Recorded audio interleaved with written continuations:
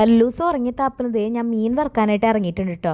അല്ലെങ്കിൽ അവനൊക്കെ തിന്ന് മാറില്ല. അവന് മീൻ കണ്ട വീക്ക്നെസ് ആണ്, ഏത് നേരം മീമി എന്ന് പറഞ്ഞിരിക്കും. അതേപോലെ തന്നെ അവൻ്റെ മീനിൻ്റെ ടോയ്സ് ഉണ്ട്, ഫിഷിൻ്റെ ടോയ്സ് ഉണ്ട് കൂടുതലും. പിന്നെ ഞങ്ങളുടെ ഇവിടെ പൈപ്പ് വെള്ളമാണ് കേട്ടോ.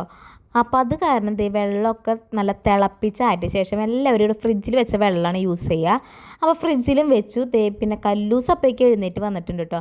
പിന്നെ കുറച്ച് പാത്രങ്ങൾ കഴുകാനുണ്ടായിരുന്നു, അതൊക്കെ അപ്പാപ്പ തന്നെ കഴുകി വെച്ച് കഴിഞ്ഞാൽ പിന്നെ കൂടുതൽ പിടിക്കും. അപ്പം ഞാൻ അപ്പാപ്പ തന്നെ പാത്രങ്ങൾ കഴുകി. പിന്നെ ഞാൻ ചോറടുപ്പത്തിട്ടിട്ട് അതിൻ്റെ കരി മുഴുവൻ എൻ്റെ കൈമേ കലത്തിൽ. അപ്പോൾ അതാണ് ഞാൻ കൈ സ്ക്രബ്ബർ കൊണ്ട് കഴുകണം കേട്ടോ.